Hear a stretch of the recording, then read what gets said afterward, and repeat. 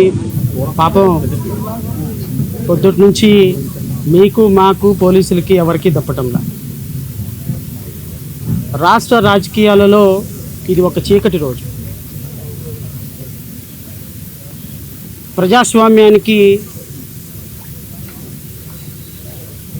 ఇది అంతిమ దినం. బహుశా ఈ దేశంలో డాక్టర్ బిఆర్ అంబేద్కర్ గారు రాసిన రాజ్యాంగం ఉందో లేదో మరొక్కసారి టెస్ట్ చేసుకోవాల్సిన పరిస్థితి ఉందేమో నాకు అనిపిస్తుంది. ఈరోజు రాత్రి 1:30కి పిఠాపురంలో గౌరవ న్యాయమూర్తి గారు సుదీర్ఘమైనటువంటి వాదనలు విన్న తర్వాత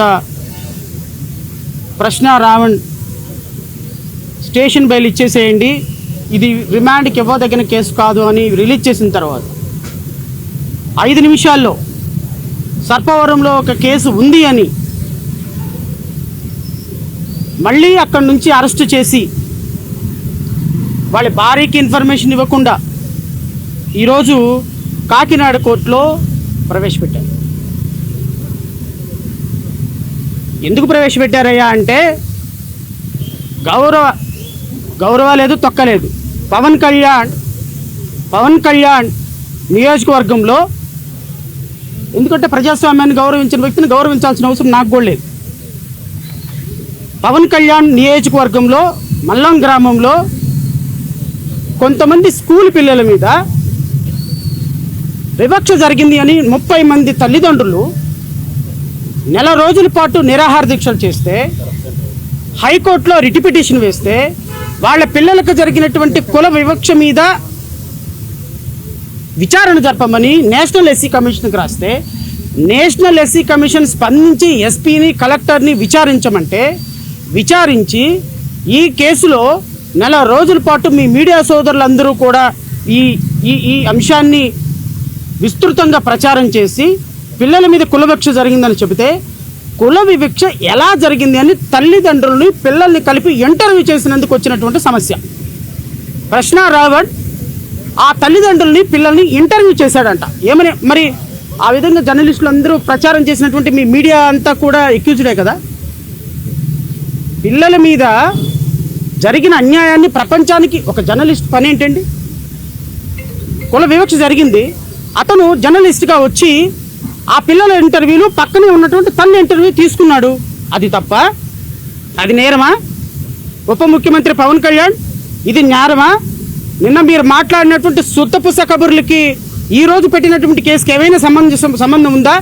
చిన్నపిల్లల మధ్య వివక్ష నేను చెప్పలేదే, రావణ్ అనలేదే, మీడియా ప్రొవోక్ చేయలేదే. తల్లిదండ్రులు 30 మంది తల్లిదండ్రులు వెళ్ళి పిల్లల్ని తీసుకొని స్కూల్ హెడ్ మాస్టర్ దగ్గర ధర్నాలు, రాస్తారోకోలు, హార్తాళ్లు చేసి అది అందరికీ ప్రపంచానికి తెలిసిన తర్వాత రావణ్ వచ్చాడు, శ్రవణ్ వచ్చాడు, లేకపోతే మీడియా సోదరులు వచ్చారు, దాన్ని ప్రమోట్ చేశాము, దాన్ని చూపించారు. అది తప్పంటండి. అదంట కులం, మతం, ప్రాంతాల మీదంట విద్వేషాలు సృష్టించడం అంట. ఆ పిల్లల్ని అంట వ్యభిచార గృహంలోకి తీసుకెళ్లిన దానికంటే నేరం అంట. ఆ దానికి 14 సంవత్సరాల కఠిన కారాగార శిక్ష విధించాలంట.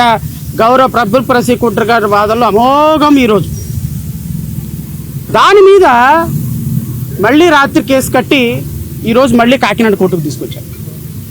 మీరు ఒక్కటే గుర్తుపెట్టుకోండి, మీ ప్రభుత్వాలు శాశ్వతం కాదు, రాజ్యాంగం శాశ్వతం, చట్టాలు శాశ్వతం.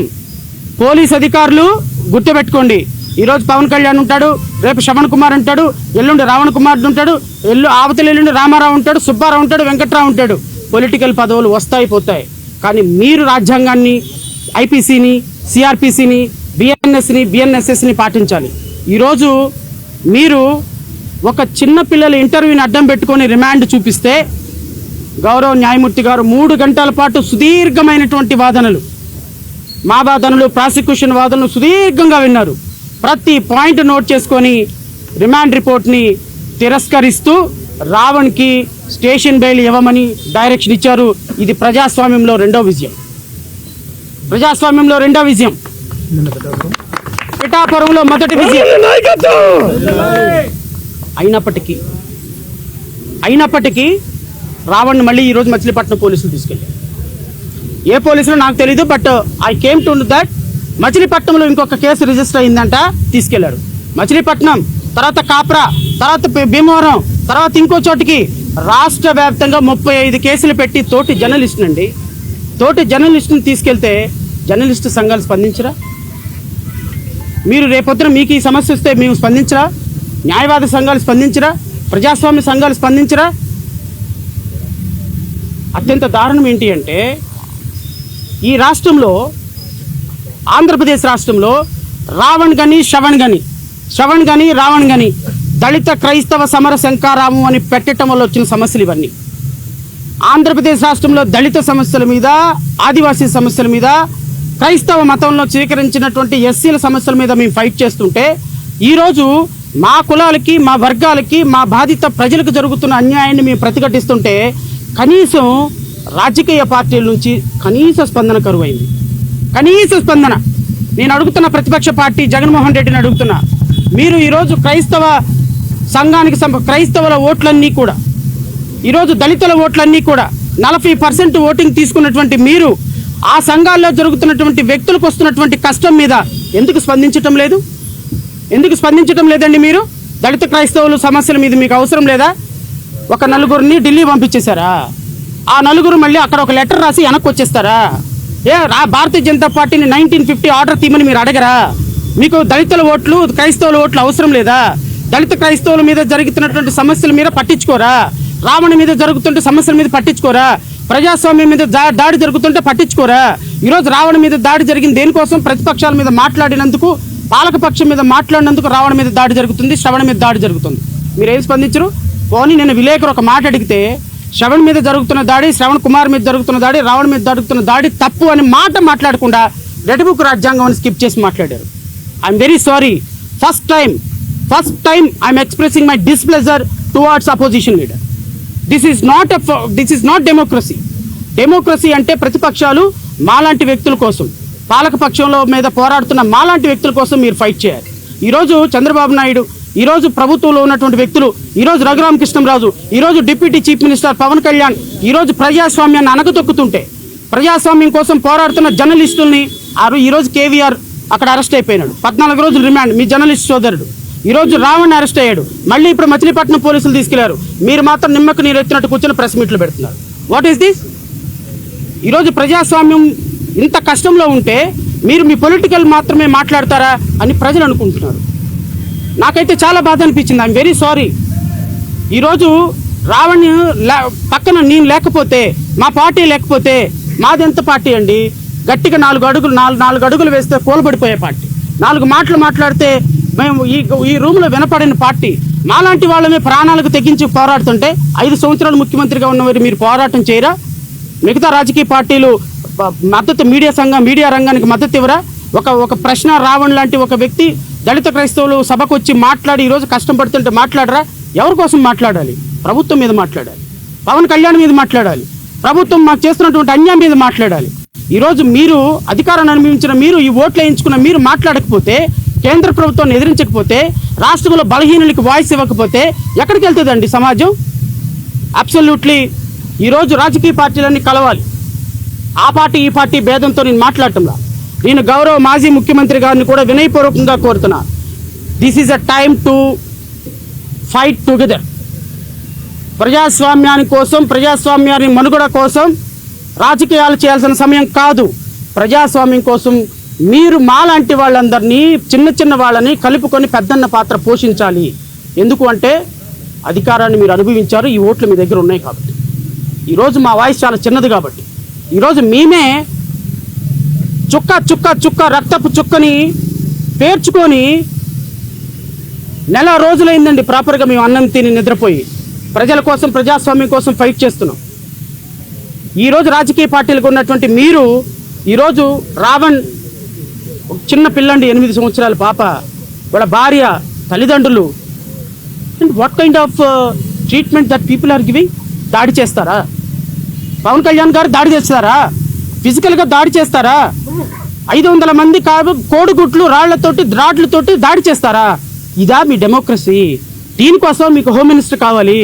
దీనికోసమా క్రిమినల్స్ని కాళ్ళు కీళ్ళకి విరక్కొట్టేటువంటి గౌరవ ఉప ముఖ్యమంత్రి గారు మీ జన సైనికులు కోడిగుడ్లు, రాళ్ళు, రప్పలతోటి ఈరోజు దాడి చేశారు. వాళ్ళ కాళ్ళు కీళ్ళు వెరక్కొడితే చూడాలని ఉంది సార్ మీకు. వాళ్ళకి యోగి ఆదిత్యనాథ్ ట్రీట్మెంట్ ఇస్తే చూడాలని ఉంది సార్. వాళ్ళకి మీద కేసులు కట్టి ఇదే పోలీస్ స్టేషన్లో రిమాండ్ పెడితే చూడాలని ఉంది సార్. ప్రజాస్వామ్యం గురించి సుత్తపస్సు కబుర్లు చెప్పే మీరు, డెమోక్రసీ గురించి పదం వద్దులే బాగాదు కబుర్లు చెప్పే మీరు ఈరోజు మీ జనసైనికులు చేసినటువంటి వికృత కార్యక్రమాలని, చర్యలని ఎలా ఖండిస్తారో నేను చూస్తాను. సనాతన ధర్మం అని ఒక డ్రెస్ వేసి వీడియోలో కూర్చొని పేపర్లు చదవటం కాదు సార్ అడ్మినిస్ట్రేషన్ అంటే. మీ కార్యకర్తలను నిలువరించండి. ఫిజికల్గా దాడులు చేయటం అంటే చేతగాని తనం ఏం కాదు. అది ఎవరికి అధికారం ఉంటే 90 ఏళ్ల ముసలమ్మ కూడా అక్కడ కూర్చొని అధికారం చేయించగలదు. ఏదేమైనప్పటికీ సమయం ఎక్కువైంది కాబట్టి నేను ఇబ్బంది పెట్టను. మీరందరూ ఇక్కడ ఇప్పటి వరకు ఉన్నందుకు మీ అందరికీ కూడా కృతజ్ఞతలు.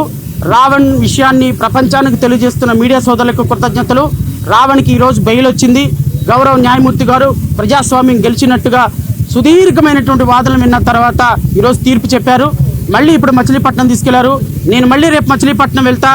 ఈ ప్రభుత్వం చేస్తున్నటువంటి దుర్మార్గ చర్యలని చివరి వరకు కడ వరకు ఎంతవరకు పోరాటం చేయాలో అంతవరకు పోరాటం చేద్దాం. దయచేసి ప్రభుత్వాన్ని కూడా నేను హెచ్చరిస్తున్నా, మీరు చేస్తుంది చాలా తప్పు. మీరు ఆ అబ్బాయి తప్పు చేస్తే కేసు కట్టండి, 40 నోటీస్ ఇవ్వండి, రేపు విచారణ చేయండి, శిక్ష వేయించండి.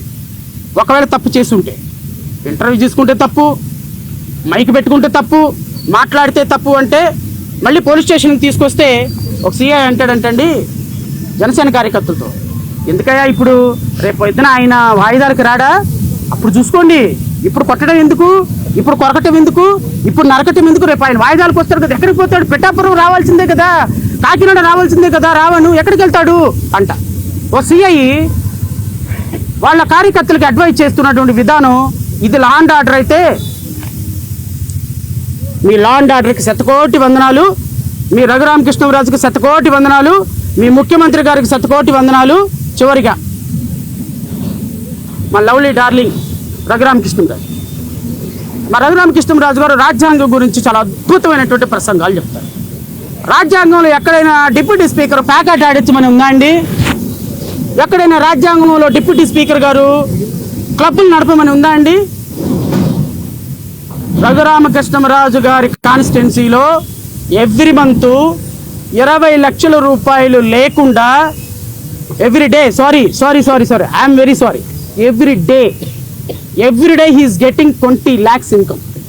ఏది పేకాట క్లబ్బులు నడిపి, ఎవరెవరి దగ్గర క్లబ్బులు నడుస్తున్నాయి, ఎవరెవరు ఆయనకి డబ్బులు ఇస్తున్నారు, ఎక్కడెక్కడ ఏ మండలాల్లో నడుస్తున్నాయి, ఏ మండలాల్లో రఘురామకృష్ణరాజుకు ఉన్నాయి, విత్ ఎవిడెన్స్తో సహా very soon I'm going to reveal to the public. Very soon మీ కేసుల్లో ఇంప్లీడ్ అవుతా. 3,700 కోట్ల రూపాయలు దోచుకున్న బ్యాంకుల నుంచి దోచుకున్న కేసులు ఉన్నాయి కదా, రాజ్యాంగం చెప్పిందా? బ్యాంకులకి కన్నాలేసి 3,700 కోట్ల రూపాయలు దోచుకోండి అని రాజ్యాంగం చెప్పిందా? మరి రాజ్యాంగంలో లేకుండా మీరు ఎందుకు దోచుకున్నారు? సిబిఐ 4 కంప్లైంట్లు ఎట్లా పెట్టింది? బ్యాంక్ మేనేజర్లు అందరూ మీ మీద కంప్లైంట్లు ఎట్లా పెట్టారు? రాజ్యాంగం చెప్పలేదే. రాజ్యాంగం చెప్పిందా క్లబ్బుల్లో ప్యాకాట ఆడించి డబ్బులు సంపాదించమని చెప్పలేదే. బట్ రాజ్యాంగంలో చెప్పినట్టు దళిత క్రైస్తవులు అంటే చర్చికి వెళ్ళకూడదంట, ఈ మహానుభావుడు పోరాడతాడంట, మీ వినాలంట. కాబట్టి రఘురామకృష్ణరాజు నువ్వు నన్ను అరెస్ట్ చేయాలి చేసుకో. ఏమవుతుందయ్యా? ప్రజల కోసం 4 రోజులు లోపల ఉంటాం, బయటకు వస్తాం. నీలాగా భయపడే వ్యక్తులం కాదు కదా. నీలాగా బయటకు వచ్చి సొల్లు కబుర్లు సోది కబుర్లు చెప్పుకొని నన్ను కొట్టారు, నన్ను తిట్టారు, ఎలాడేశారని చెప్పుకోం కదా. నువ్వు జైలుకి పంపిస్తే ఐఎమ్ రెడీ, భయపడాల్సిన పనేం లేదు. జైలుకి పంపిస్తే నేను రెడీగా ఉన్నా. కానీ జైలుకి పంపించాలంటే చట్టం ఒకటి ఉంది. నాలాంటి వ్యక్తిని జైలుకి పంపిస్తే కొరివితో తల గోక్కున్నట్టే రాష్ట్ర ప్రభుత్వం. గుర్తుపెట్టుకో, రాష్ట్రం ఏం జరుగుతుందో నన్ను జైలుకి పంపించిన తర్వాత తెలుస్తుంది. Thank you so much. విలేకరు సోదరులకు ఎవరైనా ప్రశ్నలు అడగాలి.